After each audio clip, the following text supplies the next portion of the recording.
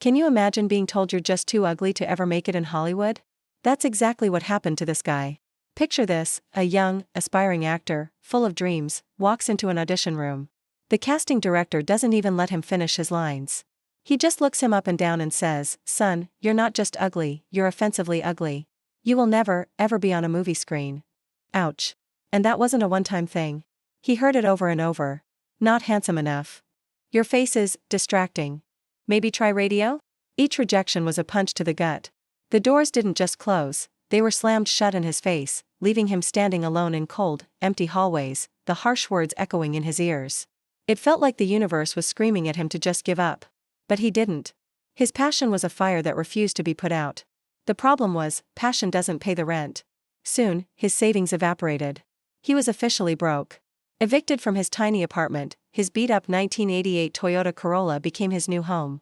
Nights were the hardest. He'd park in forgotten corners of Los Angeles, trying to find a semi-safe spot.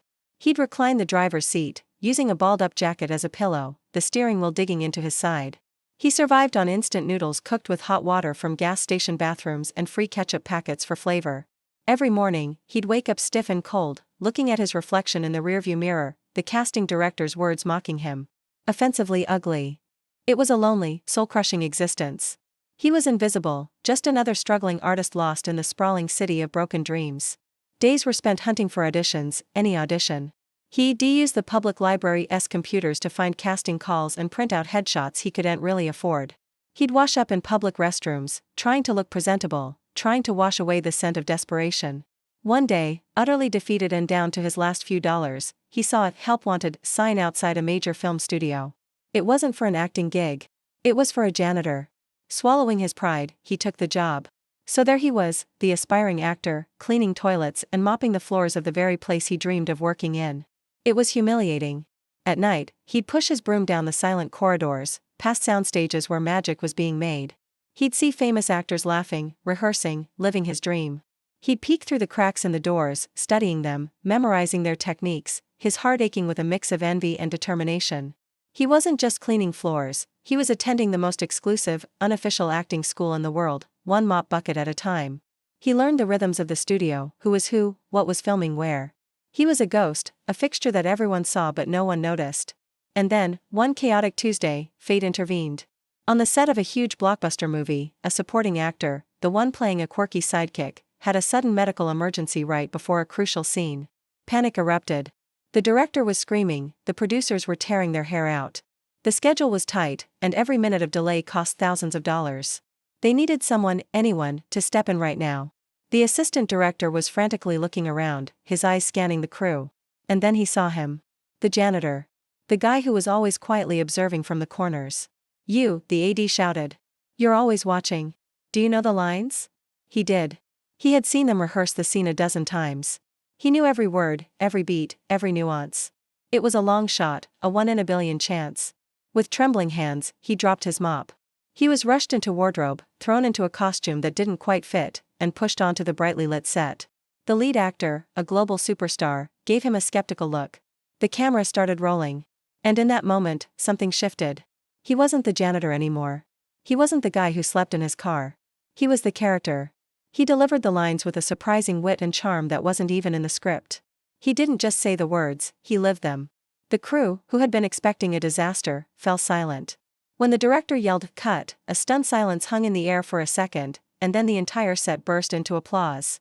The superstar actor walked over, slapped him on the back, and said, "Kid, where the hell did you come from? You were brilliant." That one scene, born from pure chaos and desperation, changed everything.